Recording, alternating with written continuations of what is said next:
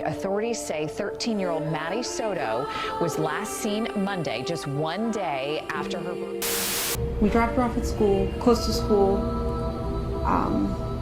She wanted to walk the rest of the way. It's hard not to blame myself. What is the conversation? And they found her body around 4:30 this afternoon, according to the sheriff's office. Breaking this afternoon, new charges have been filed against Stephan Sterns. He is the lead suspect in the death of 13-year-old Madeline Soto, whose body was found earlier this month. Madeline Soto.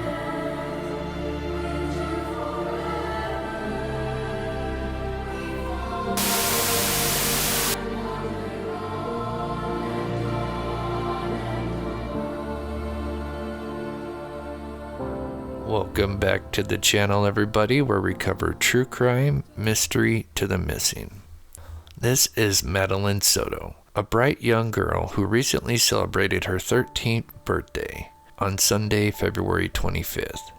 Sadly, the next day, Soto would go missing. Her mother, Jen Soto, supposedly worked late the evening before, so she had her boyfriend, Stephan Sterns, take Soto to school that Monday morning. I was the one who took her to school in the morning. That was my partner. But yeah. Sterns allegedly dropped Soto off at a church which was nearby the school. This was because Sterns claimed she was embarrassed to be seen in his vehicle. From there, he claimed she was last seen walking towards the school. The mother, Jen Soto, would later show up at her school to pick her daughter up. But upon speaking to the faculty, they told her that Soto never made it to class. But instead of calling 911, Jennifer decided to search for Soto by checking with her friends and locations that Soto knew. Sometime around 8 p.m., Jennifer would call in and report her daughter missing. This would spark a massive search for Madeline Soto, but sadly, the initial searches turned up nothing. Authorities say 13-year-old Madeline Soto was last seen Monday, just one day after her birthday. She was dropped off for school that morning on Monday. She did not make it inside the school. A few days later, Stephan Sterns would be arrested in connection to Madeline Soto's disappearance, and the home turned into a crime scene. Sterns claimed he accidentally reset his phone, but this didn't stop law enforcement from recovering terrible images and videos from his phone. On Sterns' phone contained csam and also included photos and videos of Sterns sexually harming Madeline Soto. This apparently had been going on for many years, according to the evidence recovered. The Kissimmee Police Department held an early press conference where they released some shocking news. I had to tell her the very devastating news that although we have not found Madeline, we are now confident that she is dead. So our efforts will be focused on recovering Madeline. Along with the tragic news of Soto's fate, they had also had a strong lead as to where Sterns was last seen traveling that day.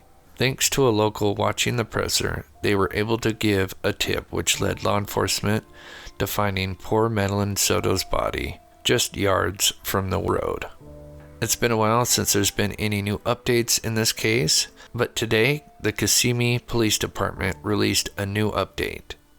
60 new charges filed against Stephan Sterns.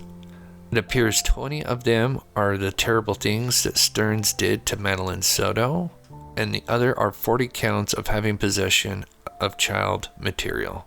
Breaking this afternoon, new charges have been filed against Stephan Sterns. He is the lead suspect in the death of 13-year-old Madeline Soto, whose body was found earlier this month. Meredith McDonough is here to explain that these new charges are not connected to Madeline's murder. Sheldon, not murder, but still a total of 60 new charges have been filed against Sterns in connection with the death of Madeline Soto, who was found dead after being reported missing. Further investigation then revealed more images and videos depicting criminal acts, and this is from where the new charges stem. According to those documents obtained by West 2 News, Sterns was abusing Madeline for nearly 2 years. Now, again, Sterns is a suspect in her death, but not currently charged with her murder. We'll continue. In his previous charges, it appeared he had been abusing Soto since she was 11 years old. But what did the mother know? There are many who believe the mother, Jen Soto, was also hiding something and may have known more about what was happening to her own daughter. Even behavior analyst experts confirmed she was hiding something. Where's my baby? There's still no grief. There's still no agitation there. The agitation's all about protection and about protection of facts. Every fact that she's bleeding is one that's being pulled out of her. Now, does that mean she did something? No, but it means this is a hell of a lot of red flags that would certainly get my attention talking to her, and I would start pulling and pulling and pulling. There's also others who believe Jen Soto, along with Sterns, were both responsible for Madeline Soto's murder. While we have no proof of that, and I personally don't think she was actually involved in the murder, she did lie to police under sworn testimony about seeing her daughter that morning around 8 a.m. getting dressed for school. I do believe it's quite possible that she had an idea something was happening to her daughter, but was afraid of Stephan Sterns. A former friend of Jen Soto claims she was being over-medicated by her doctor and would sleep in a lot due to her medication, which also made her less alert to things going on around her. This former friend also said that their friendship ended when she found out Stephan had come off his psych meds and threatened to take his own life. Apparently, Sterns was always armed, according to this former friend, and she cut ties with Jen as she did not feel safe coming over to Soto's home. If this is true, then there could have been mental abuse by Sterns towards Jen, where he threatened to take his life whenever something didn't go his way, or was accused of something, like doing something terrible to Madeline. And this could have also escalated into the physical form. And although Soto may have known something going on, she was too afraid to help herself and her daughter. Although this does not excuse her not helping her daughter if she knew, but would explain certain events that unfolded just after Madeline Soto disappeared, such as when Jen Soto was being interviewed by the local news.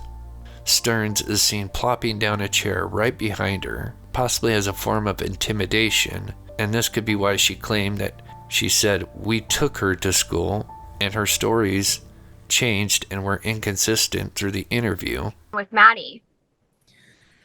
Well, Monday morning, we took her to school. We dropped her off close to school, across the street from a church, which is it's right next to the school. She crossed the street. I wasn't the one who took her to school in the morning. That was my partner. But yeah. Also, we know from former friends of Stephan Sterns, which claimed he used to crack his knuckles as a form of intimidation, which he did during this same interview. And she wasn't there. So I started driving around, maybe thinking she took a walk. Maybe she decided to walk to my mom's office, which is pretty close to the school as well. Perhaps the mother, Jen Soto, knew what had likely happened, but at this point was in fear for her life, since her daughter was just murdered and believed she could be next. Looking at this interview the next day when they interview them separately, and Jen seems to be a nervous wreck and cannot sit still, and then seeing Jen consoling Sterns, yet in reality it should have been the other way around, could further support this theory that she could have been going through her own form of abuse by the hands of Stephan Sterns. Again, this doesn't excuse her for lying to law enforcement, but we still don't have the complete picture. If more updates come out, I will do another video. In the meantime, please share your thoughts in the comments below. Smash that like button, subscribe if you're new to the channel, and thank you so much for watching.